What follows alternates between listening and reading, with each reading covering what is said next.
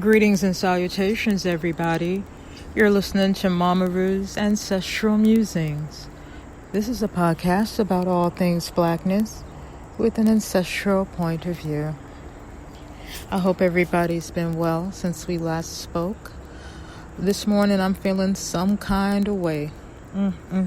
As you may know by now, the Amazon rainforest has been on fire. The fires there have been going on for over 3 weeks now.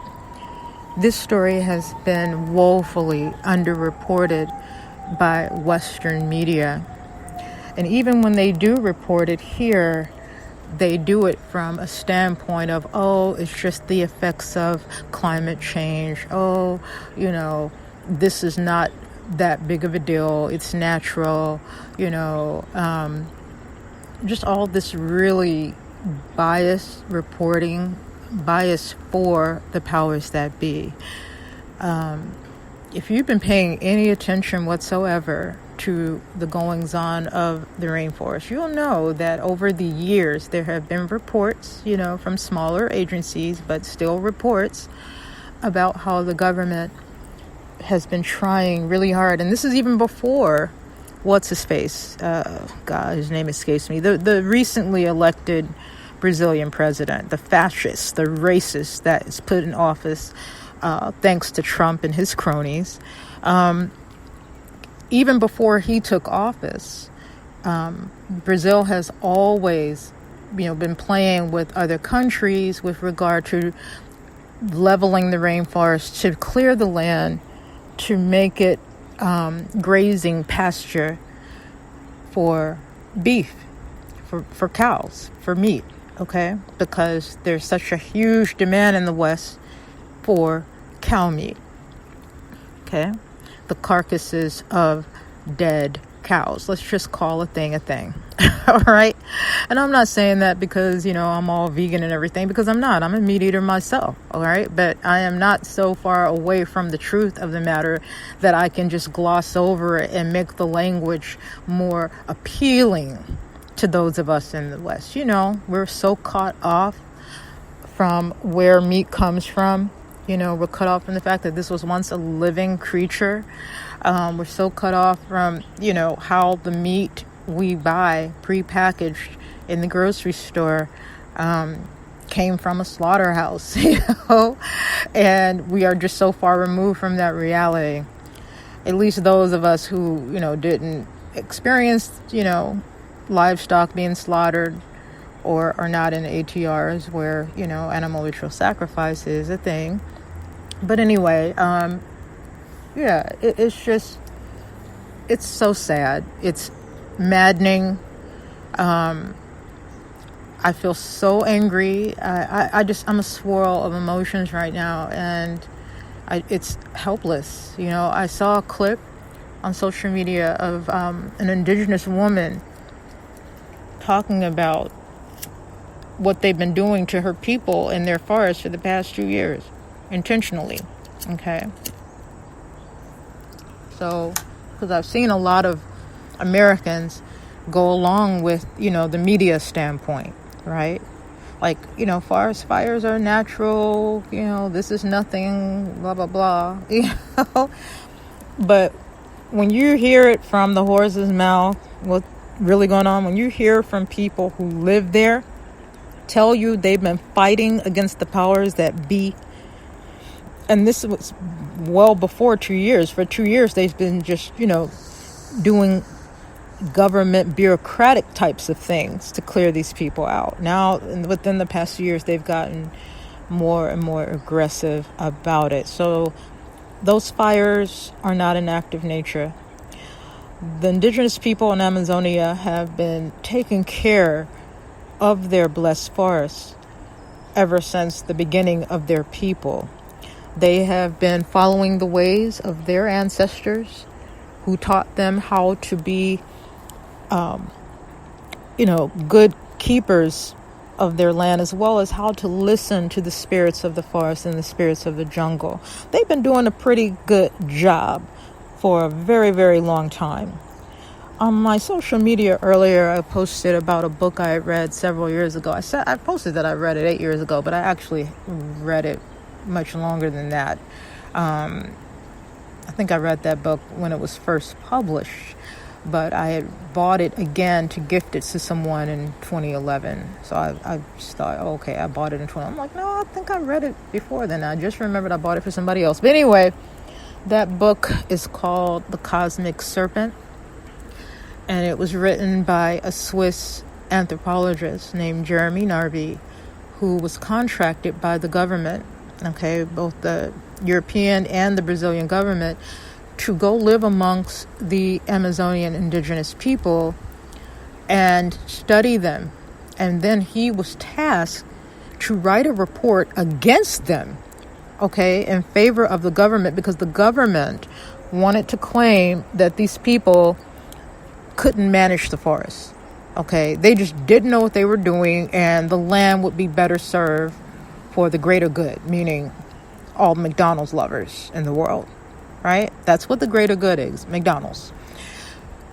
And once he started realizing that the knowledge the indigenous folks had of damn near everything that grew in the forest, once he understood their methods of knowing things without Western, academia, without that type of scholarship, without laboratories, right? Without any of that fancy equipment, to study things biochemically and pharmacology, all that. He was just astounded when he told some of his scientific colleagues back at home the things that these people had taught him about the plants and their pharmacology and their physiology and their biochemistry. They were floored. They couldn't believe it. Like, we study years to learn this. How is it that these people who have no laboratories, no scientific background whatsoever, how could they know these things? And the things that they were surprised about were their, knowledge of how plants work biochemically, For example, he noticed that plants tend to grow and take shapes and colors almost in the ways in which they act on the human body, right? And we know that, from the animal kingdom as well. Certain colors on certain types of reptiles, amphibians, birds, whatever, signify poison to one group of predators and nutrition to another group of predators, right? And then in the plant world, it's the same thing. You would have one plant that looks like, something really, really sharp. And when it gets into the body, it starts attacking and causing, hemorrhaging, internal hemorrhaging. It's like piercing all your cells and your blood vessels and your organs, and it makes you bleed out, right? And it has that look. But another thing that he noticed is that not too far away from that toxin would grow the antidote to the toxin. But the thing that really had my mouth wide open and on the floor was when he asked the elders, how do you know? And they took him to, on a little nature walk and showed the most powerful sacred thing growing in that jungle, in that rainforest. And it was a plant that grew like a vine. And the shape, guys, the shape of this plant looked exactly like a strand of DNA. And they said something, and I'm paraphrasing because it's been a while since I've read the book. They believed that was the sign of God, the sign of the creator of all sacred life, right? And it's interesting because when we think about what we carry in our bloodlines, I'm always talking about, our ancestors and all, that they knew and everything. We carry that in our bloodlines, right? So by default, we're just naturally supernatural, right? We have a way of knowing that other people just don't have. And it's the same thing that they are saying, And people of color all over this planet have a similar ideology. All right? Similar ideology. It's not exclusive to just one group or a couple. All right? And the fact that this man was able to acknowledge a whole pharmacopoeia that existed in the Amazon rainforest. And beside the fact that the Amazon rainforest contributes, 20 to 30% of the global oxygen in our air, it has to be protected at all times. But now look what's happening, you guys. Urugu has sent its fucking evil tentacles over to that part of our world to destroy it. Okay? And I'm just going to say it. If you are a natural part of this earth, meaning this is your home, you would do everything within your ability to protect it, to respect it, to honor it. Anybody that goes out of their way to do otherwise, in my mind, is not indigenous to this earth. Okay? And I know I'm probably sounding, crazy. I'm probably sounding like a conspiracy theorist right now. But I've been feeling this way since I was a young person. And let me just tell you, the longer I live, the more I start to see the patterns. And the patterns just don't lie, you guys. The patterns just don't lie. Urugu is real. All right? It's very, very real. And it has no love for the indigenous of this earth. It has no love for this planet at all. You think of things like parasites, right? The parasite only lives to reproduce its own species. And it can only live to do so by attaching itself to a host, right? A living host. And in most cases, this is not a symbiotic relationship. All right? The parasite will keep reproducing and taking over until it has depleted all of the resources of that host, and the host dies. All right? That's just some basic biology. All right? So what can we do? The damage has been done. The last report I saw was that the entire rainforest and maybe even parts of Sao Paulo are going to be negatively impacted. I've seen pictures of dead animals and destroyed vegetation. I couldn't bear to even spend a few more seconds looking. I just glanced at some of those photos and just scrolled because I just can't take it.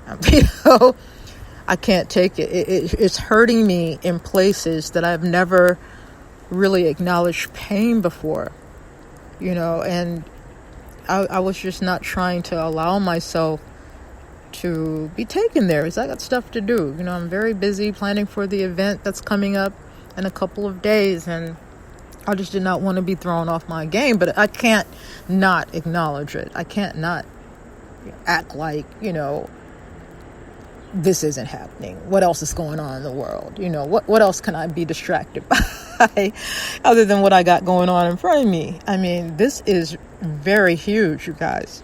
This is the future of our life on this planet. And the fact that it hasn't been sounding alarms in a way that other things that are in the news cycle have been, constantly on a loop these past weeks, pretty much tells me all I need to know about Urugu. Okay? And Urugu means no good to the sustainability of our earth. And just to feel so hopeless,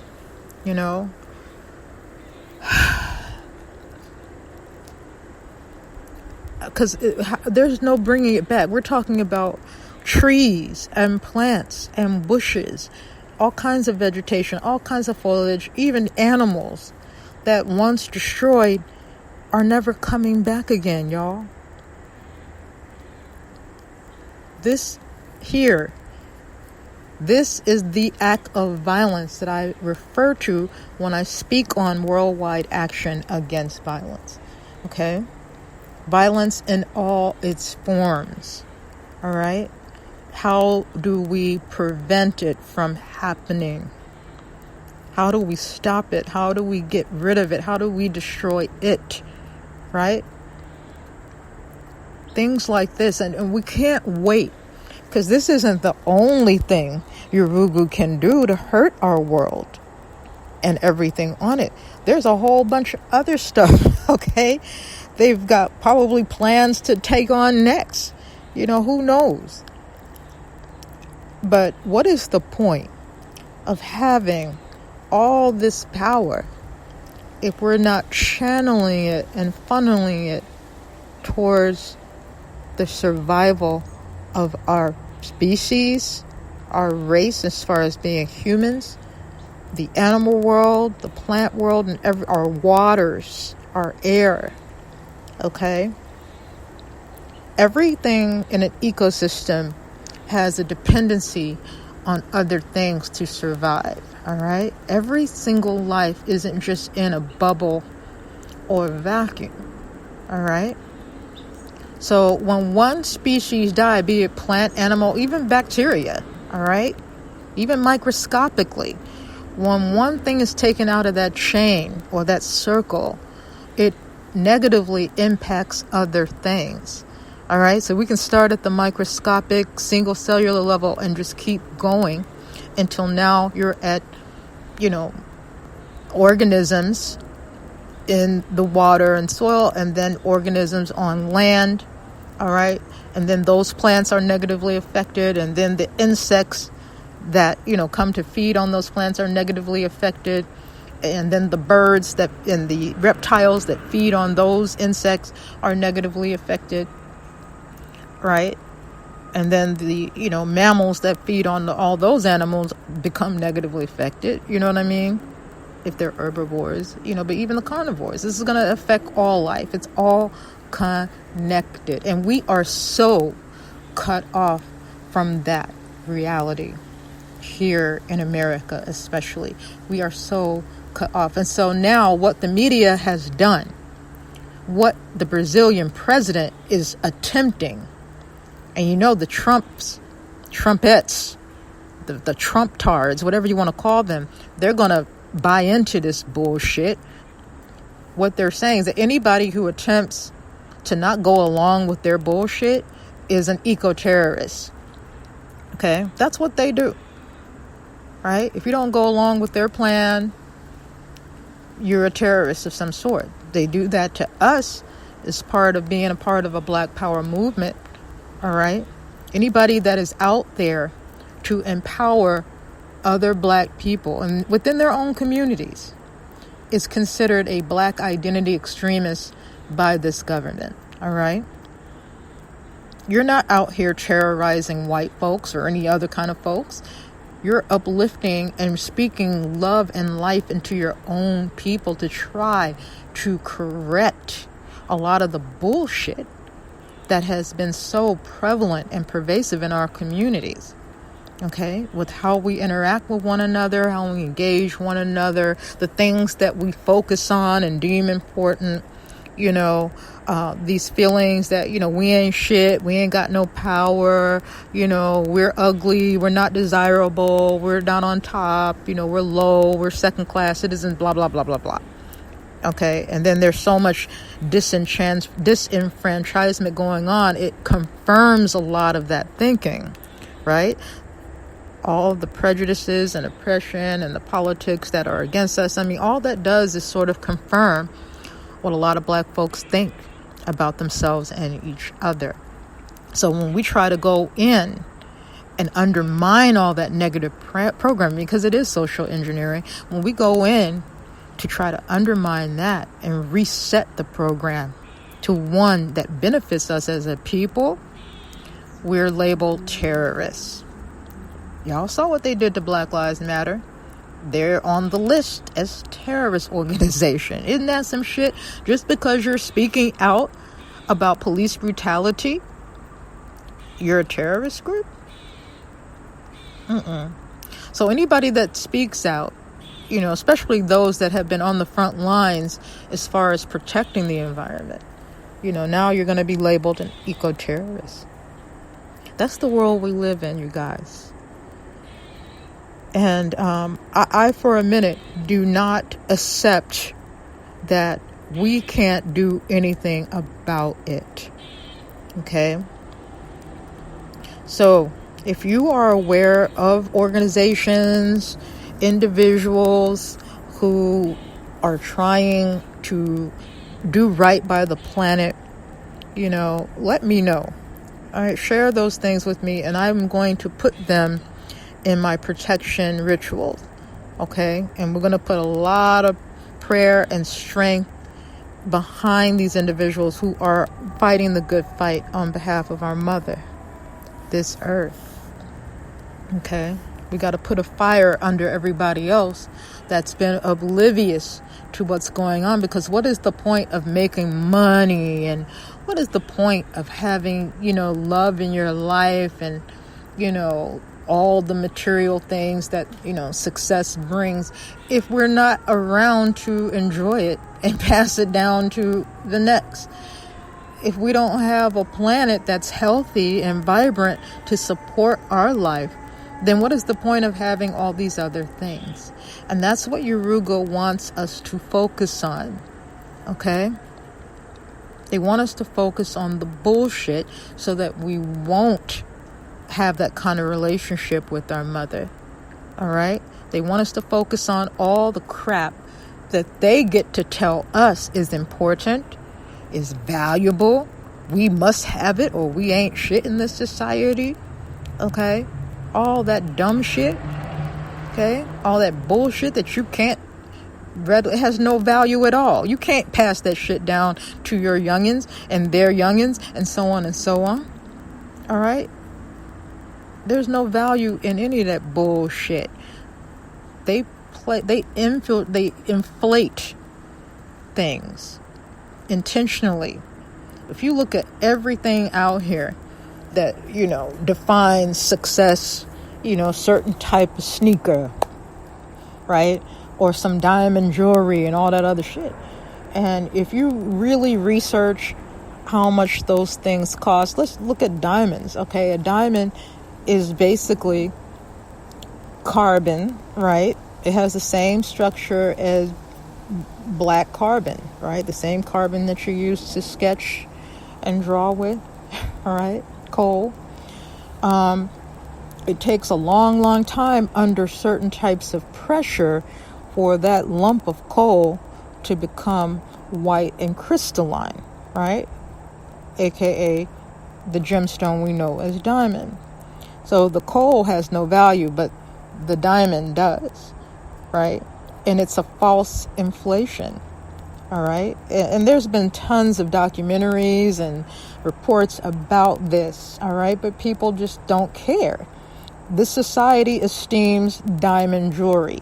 It has inflated the price. One group cornered the market, so they get to basically write the rules because they have no competition. So they get to place this incredibly inflated value on something that really isn't that valuable. All right? That's the world we live in. That's capitalism. Wherever you find capitalism, you will find some sort of oppression. And I guarantee it, those oppressed, people of color. Okay? And there's no regulation about it. Human rights watch groups, they try their damnedest to let people know about the neglect and the abuses that happen in places where, things are mined out of the earth, mainly in Africa. Okay? Lots of crap going on. And people just don't care because they want to go along with the beat of society's drum. All right? We didn't have a hand in setting the value on these things. So Who's holding a gun to our head to accept the bullshit? What is it going to take from us as black people? What is it going to really take from us at the end of the goddamn day to rebuke their deceptions, to rebuke their bullshit? Okay? Why do we keep falling for their lies? Why do we keep falling for their tricks? Okay? That is weak as fuck. We got to take our power back. Okay? And part of that power is aligning ourselves as allies with this natural world. We take and we take and we take, but what are we giving back? All indigenous people understand that relationship and reciprocity is a huge part of their culture and their spiritual inclinations. When the white man came to this country, he didn't understand that at all. It was just totally beyond his comprehension. All right? The only thing he understood was take and destroy, move on to the next, and take some more. And when that's all gone, we're going to go over here and take some more. All right?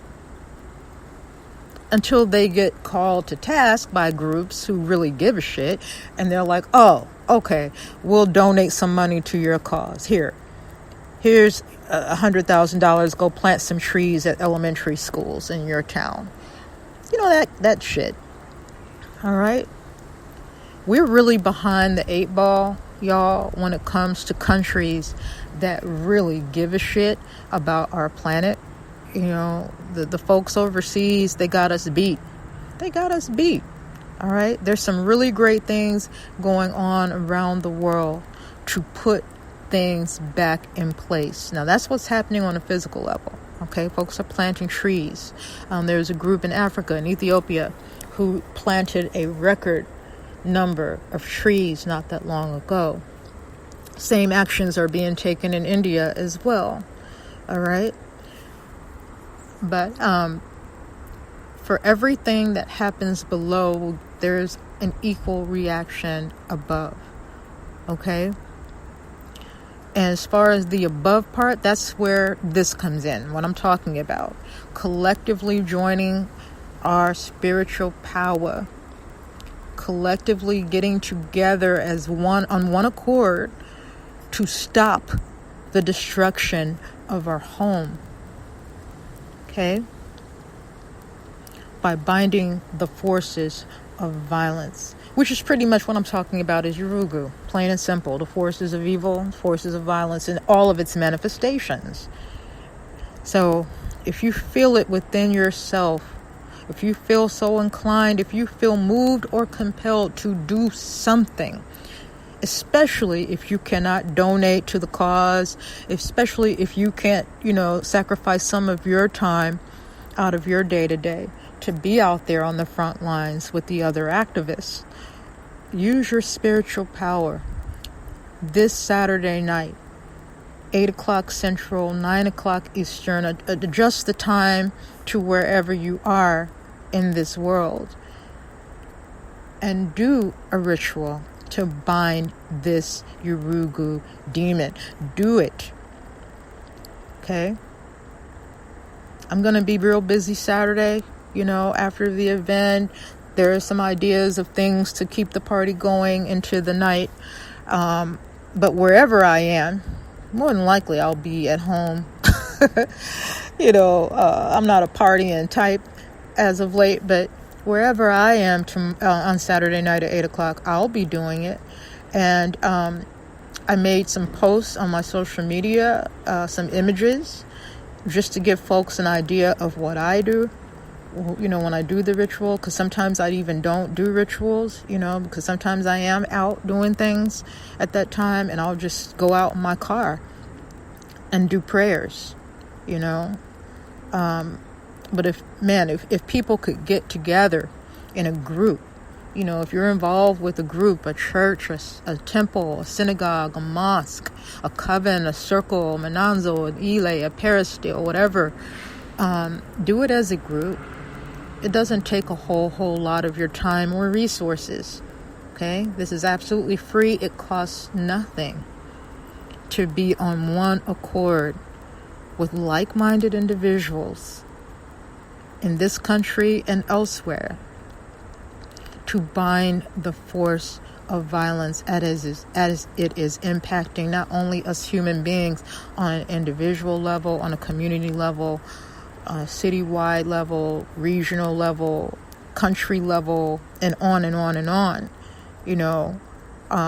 It's not about just fighting white supremacy and racism and fascism and capitalism. It's not about just, dealing with intracommunity violence and mass shootings and mass murders, because the source of that energy comes from the same place. It's Urugu energy, you guys. It all comes from the same place. All right? And that beast has been here. It's been bloodthirsty and extremely hungry and greedy for a long time. A long time. And the indigenous of this land have been doing their part. Okay? They've been doing their part. But they need help too. Okay? The indigenous in the rainforest dealing with this crooked ass government. They've been fighting back as well, but they're losing. Right? Let's send some of our power to them, to empower them, to strengthen them. Okay? Because they need everyone. This is our home. This is our mother. Amazonia is considered to be the lungs of the earth. And we just can't sit back and do nothing and let her go out like that.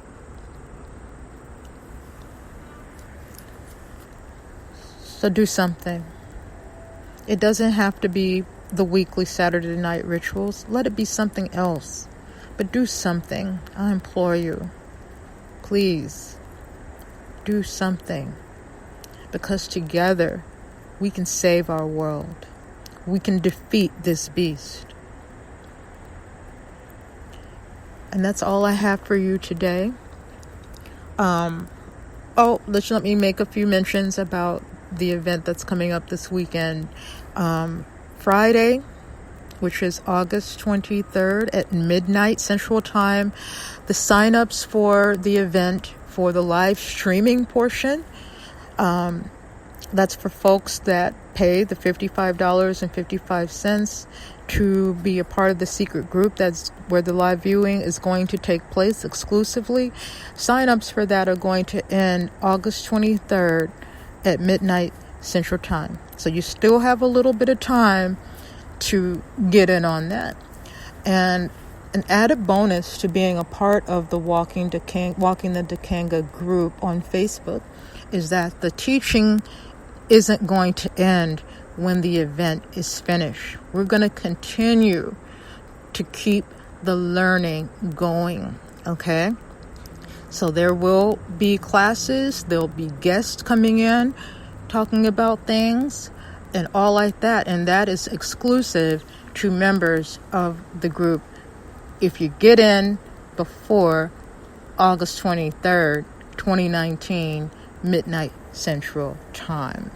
Okay, as far as viewing the videos after the event, the committee, we're still working on how we're going to do that. We got a couple of ideas, but we haven't really nailed it down to which avenue we're going to go. But we're going to try to make it accessible to people who weren't able to get in the group on time, or won't be able to catch that live stream. So something's in the works, and I'll definitely keep you guys posted. All right. So once again, if you need to contact me, you can find me on social media at Twitter and Instagram at MamaRuHH. You can find me on Facebook, where I am Mina Wilson. Like my business page, Tarot and Cartouche Readings by Mama Ru's Head and Hand. That's on Facebook. I have the YouTube channel. Mama Ru is where I am on YouTube. I just opened up different playlists. So there is a Walking the Dikenga playlist that I'll be adding little video snippets to, okay, from the event. Those will be posted in there. So check that out. I also have playlists for this podcast audio as well. All right. So please like and subscribe on the YouTube so you can get a notification on when things are posted up in there, in that platform. So as always, I'm going to love you and leave you. And I'm going to wish you love, peace, and powerful juju. Please take care, everybody, and take care of our planet. She needs us.